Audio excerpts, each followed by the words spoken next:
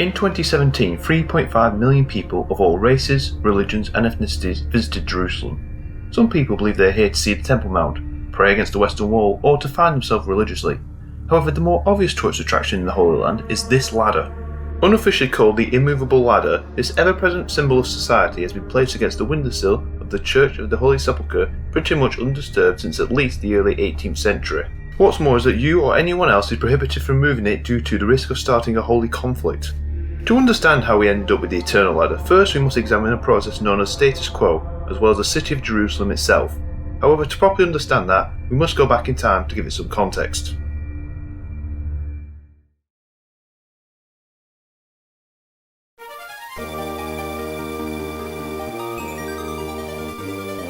Before Jerusalem became one of the most contested cities in the world, there was the continent of Pangaea. Things were going okay, but then things got worse. The story really starts in 1054. This year saw the final separation of Christianity into Eastern Orthodox and Roman Catholic churches. Given that a few years prior the First Crusade had ousted Islam from the Holy Land, a split in the ruling religion led to disagreements. Remember when your parents got divorced, which was 100% your fault by the way? There were things, primarily you, that they both cared about and both wanted custody of.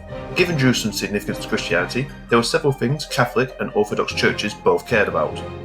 Control of Jerusalem's churches swung between Catholicism and Orthodoxy depending on how the Sultan of the Ottoman Empire felt at that time. This resulted in lots of conflicts and unrest between the two denominations of Christianity, as well as followers of Islam and Judaism. Things were unstable, but at least it can't get worse.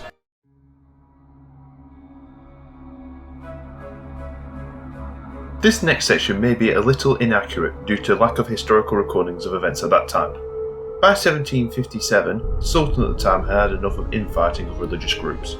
Allegedly, Sultan Oman III issued an order that would be referenced to as status quo, in order to bring stability to Jerusalem's holy sites. At least now with new laws in place, things can't possibly get any worse.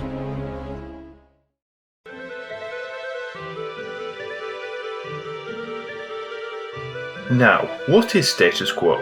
Status quo, which in Latin means the current situation, will keep holy sites in Israel and the West Bank in a sort of time bubble. This law meant that sites considered holy to multiple faiths would remain in their current condition unless a unanimous decision was made by all denominations. This system of maintaining Jerusalem's holy sites in its current situation has been in place since 1757 and seems to have brought stability to Christian sites within the city. In 1852, during the Crimean War, there was pressure put on the decree of status quo. Backed by the Russian Tsar and Napoleon III, Orthodox sects attempted to challenge and change the rule of status quo. However, these attempts to disrupt the status quo were unsuccessful, and the rule of status quo was reaffirmed and is still in place today. Within Jerusalem and Bethlehem, there are 9 holy sites, 4 in Bethlehem, 5 in Jerusalem, that are all protected under the law of status quo. Within Jerusalem you have the Tomb of the Virgin Mary, the Chapel of Ascension, the Western Wall, and Deir es Sultan, which sits on top of the subject of this video, the Church of the Holy Sepulchre. Believed to be the site of Golgotha as well as Jesus' tomb, the Holy Sepulchre is claimed by 6 different branches of Christianity. The denominations who claim the church are Roman Catholic, Greek Orthodox, Armenian Apostolic, and to a lesser extent, Coptic Orthodox, Syriac Orthodox, and Ethiopian Orthodox. Each denomination owns part of the church, as can be seen on this diagram. Therefore, given the obvious importance of this site to all different denominations of Christianity, and the general uneasiness in Jerusalem in general, no one dares do any act that will lead to controversy or change.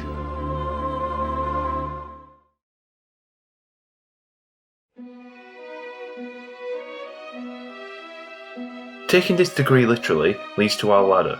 The chosen ladder, not directly mentioned in any religious text, but still important, has been propped against a windowsill on the Church of the Holy Sepulchre in Jerusalem since at least the 18th century, being seen in this painting from 1728.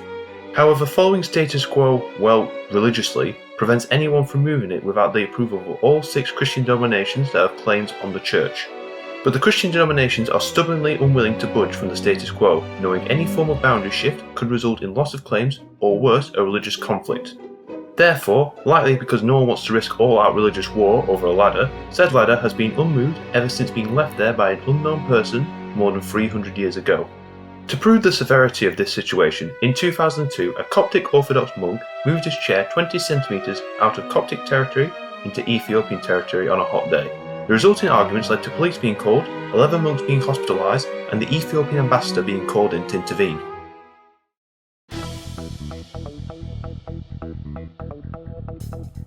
There have been numerous occasions throughout the years where the ladder was disturbed.